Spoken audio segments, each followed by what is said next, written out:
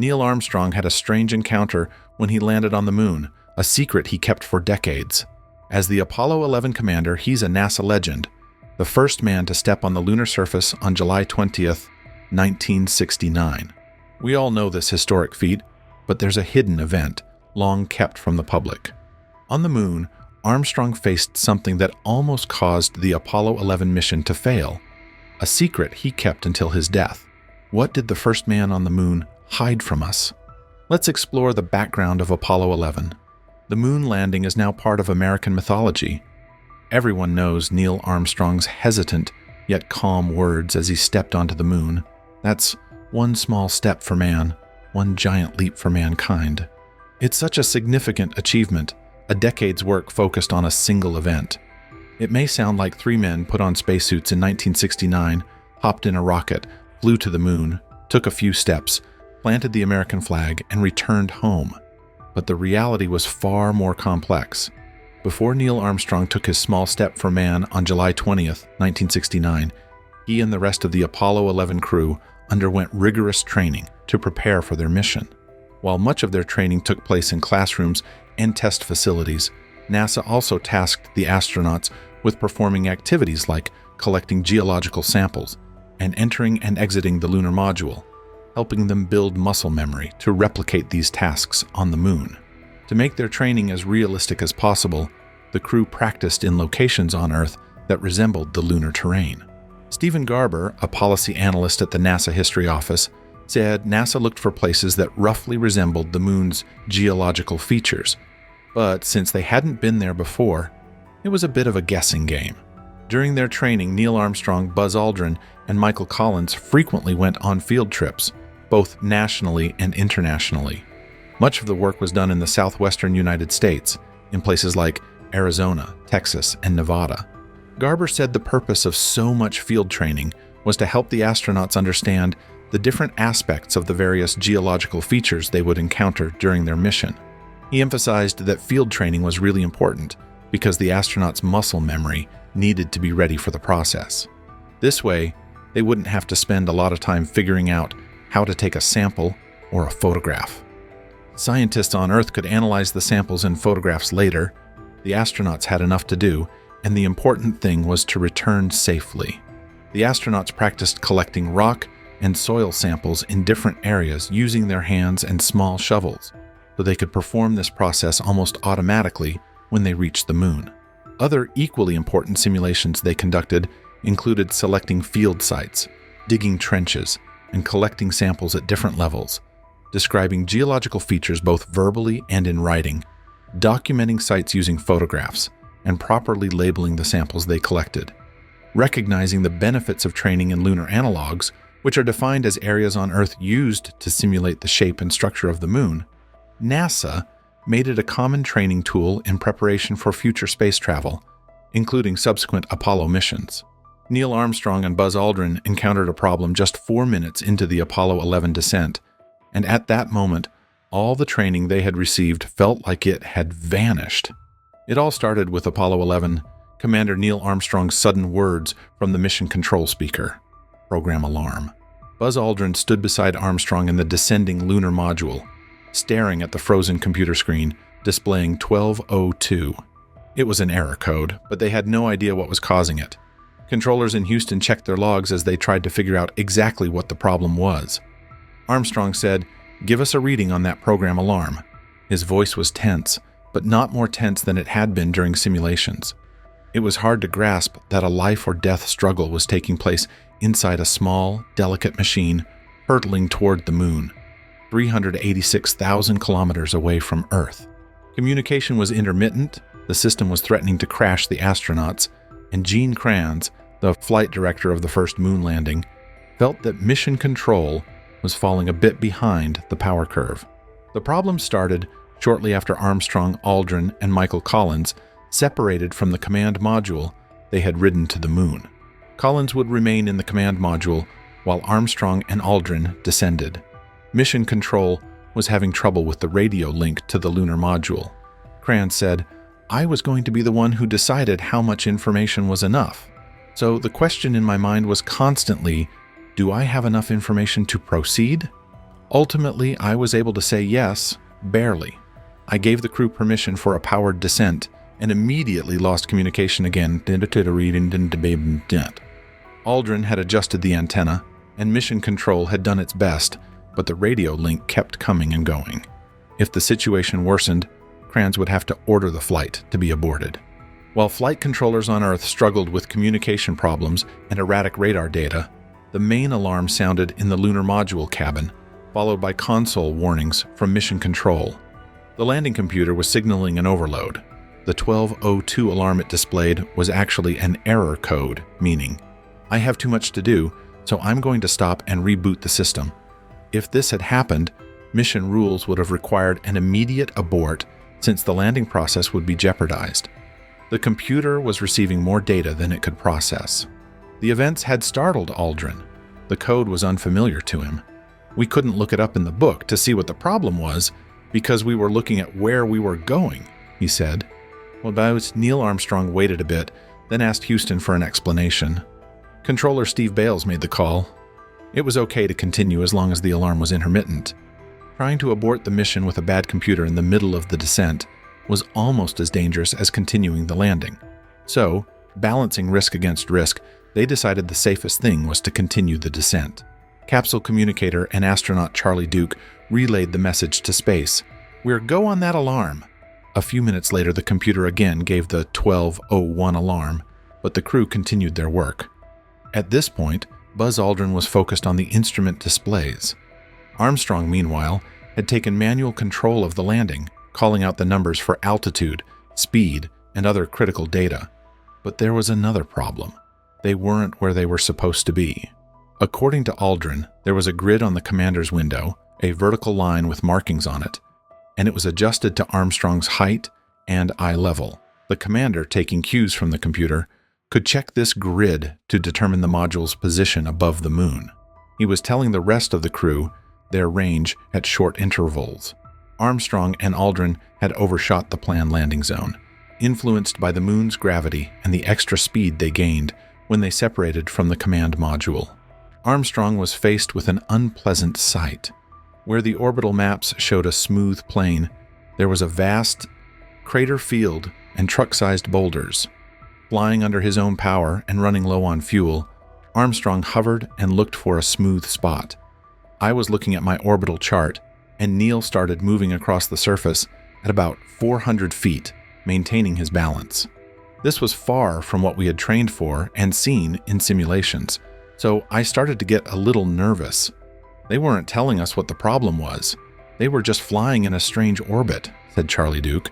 In fact, they were trying to save their lives. With rapidly dwindling fuel, they would soon reach the 60-second limit, meaning they were 1 minute away from a mandatory abort. It was even uncertain whether an abort, which at this altitude meant an immediate stop and emergency firing of the ascent engine, was even possible. Controller Bales explained, "You never want to go below the dead man's curve. It was an altitude where you didn't have enough time to abort before crashing into the ground. At that point, you're literally a dead man." Capsule communicator Duke gave the 60-second fuel warning. Armstrong carefully focused on a smooth spot ahead. Aldrin continued to call out speed and range. We heard the 60-second call, and the low-level light came on. I'm sure this caused concern in the control center. They were expecting us to land with about 2 minutes of fuel left. And here we were, still 100 feet above the surface, at 60 seconds. This was a critical stage. Then came another call for 30 seconds, Aldrin recalled, and continued. At that point, we really felt like we were gasping for air, and Flight Director Kranz was trying to decide whether to land or not. Did we have enough fuel to land on the moon, or would we have to abort the landing very close to the lunar surface? When we got down to 30 seconds, we were about 10 feet or less from the surface. I could look outside, and at that point, Neil didn't really care what the numbers were. He was looking outside too. I could see the shadow of the sun behind us, Aldrin said. According to the crew, the landing engine was kicking up so much dust at this altitude that the only things Armstrong could use to gauge the remaining distance to the surface were a few rocks peeking through the shadow and haze. Then, a long metal rod extending from the landing legs touched the lunar plane, signaling their arrival. On the console, a blue light signifying the runway lit up and the landing was successfully completed. "Houston, Tranquility Base here. The Eagle has landed," Armstrong said succinctly. There was a moment of silence in Mission Control. Kranz said, "It took us a few seconds to realize we had done it. Then people in the viewing room started stomping their feet, cheering and clapping. I was in such an emotional shock at that moment that words wouldn't come out of my mouth, but I had to get my team back on track. Indeed, it took a physical action to bring the director back. He remembers putting his arm on the console, breaking his pencil, and finally calling his controllers to duty, getting back to work. But even though the crew had landed successfully, the moon's surprises for the astronauts weren't over. Armstrong and Aldrin secured the lunar module, shut down their landing systems, and went through their post-landing checklists. Everything seemed fine on the moon, but the situation was different in Mission Control. The consoles monitoring the lunar module's landing phase were showing a potentially dangerous pressure increase in the landing engine's fuel line. Dick Dunn, the public relations officer on Apollo, remembered that critical moment like it was yesterday. The intense cold from the lunar surface was seeping into the landing stage. After the engine shut down, this cold had penetrated a fuel line, resulting in a blockage. This situation was immediately reported to Mission Control in Houston via telemetry, and alarms were raised. An ice blockage had clogged the fuel line. It could melt, relieve the pressure in a relief disc, or cause a catastrophic explosion. No one was sure. Some considered aborting the moon exploration and initiating the launch immediately. Fortunately, the heat from the engine melted the ice, and the problem was resolved. The pressure in the engine returned to normal. The controllers breathed a sigh of relief, as the astronauts, unaware of what was happening, continued with their checklists. Within 3 hours, Armstrong and Aldrin were ready to explore the moon. But as they prepared to exit the lunar module, another problem arose. They couldn't vent all the air out of the module. The astronauts opened the valve and waited for the oxygen to escape. Despite this, they couldn't open the hatch even when the gauge reached 0. There was still too much pressure inside the lander. Aldrin said, "We tried to pull and open the door, but it wouldn't open. We wondered if we would be able to get out. After a long time, the door finally reached a point where we could open it." As Armstrong twisted and turned in his bulky suit to get out, something small broke in the cabin void. Armstrong's backpack had snapped off the ascent engine's activation switch.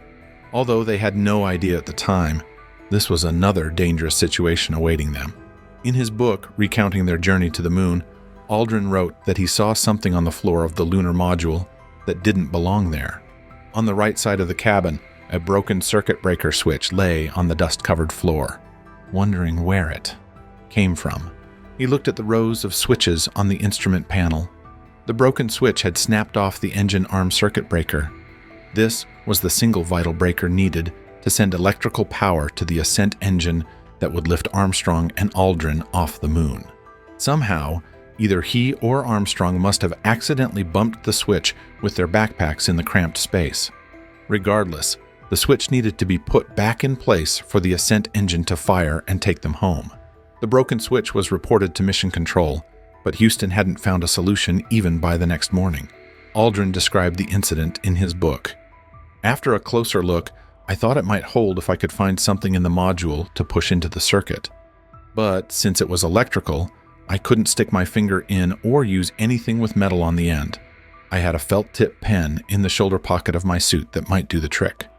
After moving the countdown procedure forward a few hours, in case it didn't work, I inserted the pen into the small opening where the circuit breaker switch should have been and pushed it in, and thankfully, it worked."